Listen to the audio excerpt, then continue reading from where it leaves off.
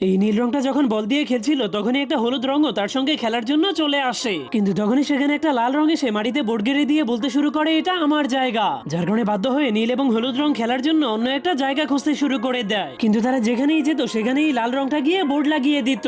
লাল রংটা সব জায়গাতেই বোর্ড লাগিয়ে দিয়েছিল, এমনকি একটা ছোট্ট খেলনা হাঁসের জায়গাতেও, যার কারণে নীল এবং হলুদ রংটা অনেক বিরক্ত হয়ে লাল রংটার সঙ্গে লড়াই করার সিদ্ধান্ত নেয়। এরপর নীল রংটা লুকিয়ে লুকিয়ে একটা বোর্ডকে উঠিয়ে ফেললেই লাল রংটা তাকে দেখে সেখানে আরো বেশি বোর্ড লাগিয়ে দেয়, যার কারণে হলুদ রংটা অনেক বড় একটা বুলডোজার এনে সেই সবগুলো বোর্ডকেই ভেঙে ফেলতে শুরু করে। কিন্তু তবুও শয়তান লাল রংটা বারবার ফিরে এসে বারবার নতুন নতুন বোর্ড লাগিয়ে দিত, যার কারণে অবশেষে তারা দুইজন অনেক ক্লান্ত হয়ে একটা গাছের নিচে বসে পড়ে। কিন্তু তখনই তারা দুইজন একটা পাতাকে ছুলেই সেটা সবুজে পরিণত হয়ে যায়, যার কারণে তারা অবাক হয়ে আবারও চেষ্টা করলে বুঝতে পারে নীল এবং হলুদ রং মিলালে সবুজ রং তৈরি হয়, যা দেখে তাদের দুইজনের মাথায় অনেক সুন্দর একটা আইডিয়া চলে আসে। এই জন্য তারা লাল রংটার কাছে গিয়ে তার সবগুলো বোর্ডকে সবুজ কালার করে দেয়। তখন সবাই মনে করেছিল লাল এটাকে পছন্দ করবে